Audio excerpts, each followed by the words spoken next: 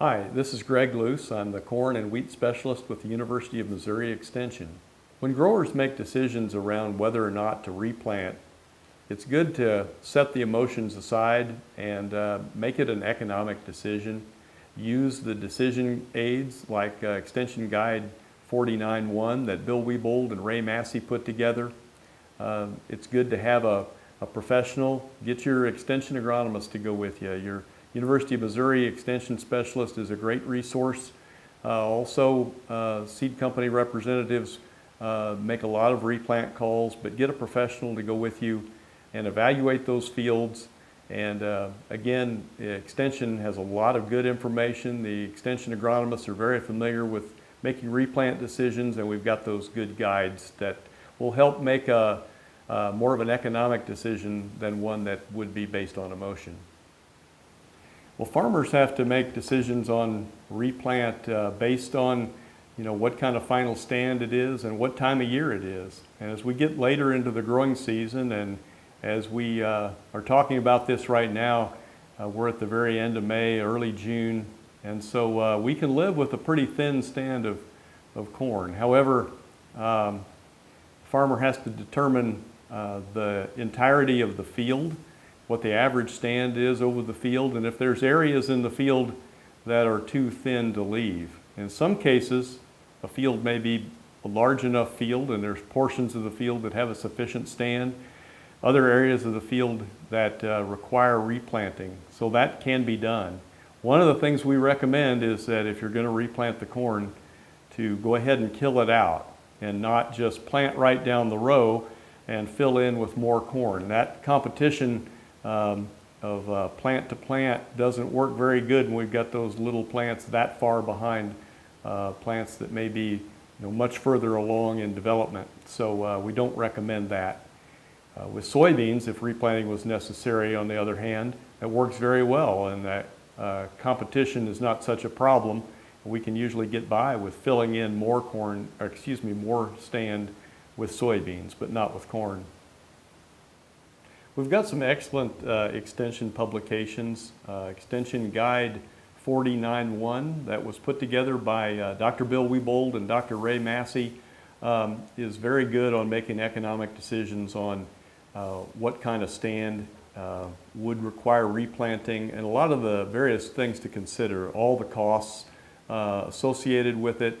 It lays out very well a good guideline for making that decision of whether or not to replant. So I'd suggest anybody that's got those decisions to make to use that Extension Guide 49.1. Also, we've put some recent articles in the Integrated Pest and Crop Management newsletter, and so you can go to ipm.missouri.edu and you can pull up the IPCM newsletter and see some of those articles that specifically talk about how to make corn replant decisions. MU research that has been done mostly by Dr. Wiebold. He's done work in central and north Missouri, and he's put together data for southeast, southwest Missouri, and he's got some very good data over a long period of years that shows that we have certain yield expectation on the average as we get later into the growing season. And by planting at a certain time, say in early June, say around the 5th of June, there may be only so much yield expectation in those given parts of the state, and it may actually be worth leaving a stand that was planted in early May, even if that stand is as low as 18 or 20,000. In high yield environments, maybe 22 or 24,000 final stand is sufficient. Whereas what the planting population would have been, would have perhaps been in the low to mid 30,000 range, and ideally growers would like to have a 30,000 population.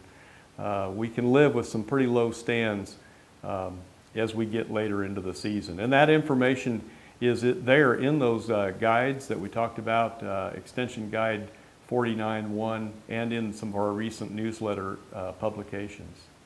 We recommend that growers would destroy or kill out that existing stand and then replant rather than fill in. with more corn. That typically does not work. If there's very much stand left from that existing stand and you plant smaller plants right alongside those, that competition doesn't fare very well. And so that's not a recommendation we make. If you're going to do a field, we recommend that you redo the field. Now, there may be a portion of the field that is worth saving, and if it's large enough area to justify that, that's one thing, but we do recommend killing out the existing stand where you're going to replant.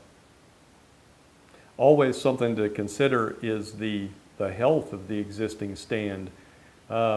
In many cases, we have some corn in 2019 that is a little ragged, a little uneven, perhaps pale. But if it's a healthy plant and just discolored, that's one thing. A lot of the paleness that we see in corn may be the lack of nitrogen, and we can add more nitrogen quite late into the season and still get a benefit.